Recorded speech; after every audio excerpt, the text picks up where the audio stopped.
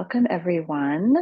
We are very excited to have Dr. Lynn Rapsilber with us this evening.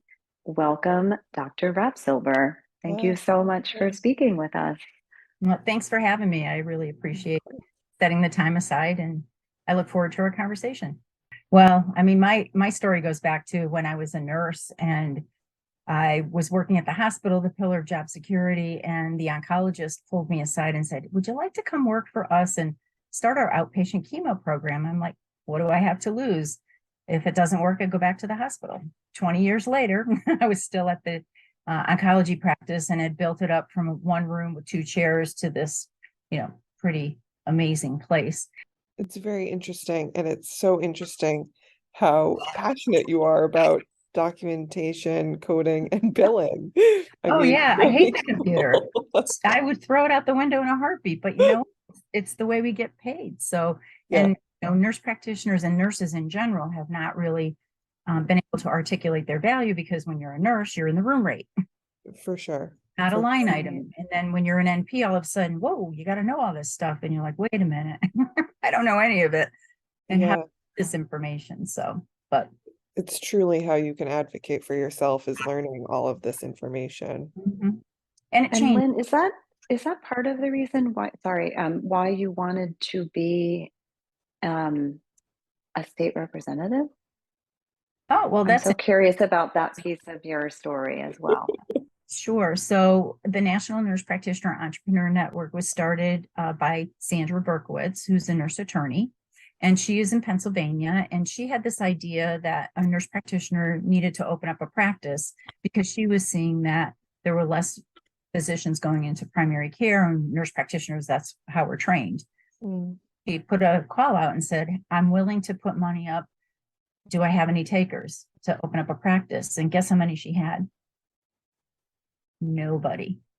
So that was a little discouraging for her. So she ended up connecting with Lorraine Bach, who is in Pennsylvania as well, has been a practice owner. And the two of them had a conversation and really recognized that Lorraine was the right practice owner person to talk to. And then Sandy also had a friend, Beth, who was in Philadelphia with Sandy, and she was in CMS. So we were getting the latest information about innovation and some of the ways that nurse practitioners were being looked at as far as some of the models of healthcare delivery. But the nice thing about the cohorts is they become a cohesive group. So the course is laid out where you have weekly assignments. They're all done online through a Kajabi platform. So you have a presentation, there may be a couple of TED Talks or some articles, supportive information. And then there's usually a workbook exercise that will reinforce the content. And then we meet once a week on Zoom to go over everything. And it usually ends up to be more of how's everybody's week going and what things are going on. And they usually are really good working together to solve some problems that people might be having. I'm struggling developing a marketing plan. So they'll talk about that and they'll work together to help solve the problem, which is really cool.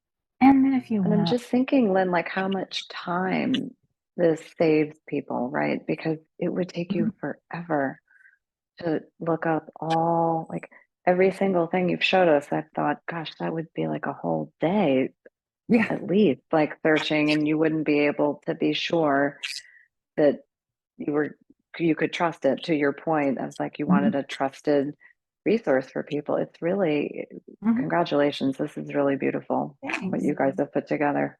And like I said, we may not have the answers, but we do know a lot of people that get you the answers. So we understand that practice authority is different in each state. Each state's rules and regs are a little different. So we get that. And what I love about that is such a nurse practitioner, right? Like that's something a nurse practitioner would say. Like, we may not know the answer, but we know who to talk to get the answer. Right? I think that's so powerful. There was this discussion about shifting from procedure driven, or how much you do for patients, because that's how fee for service is. The more you do, the more money you make.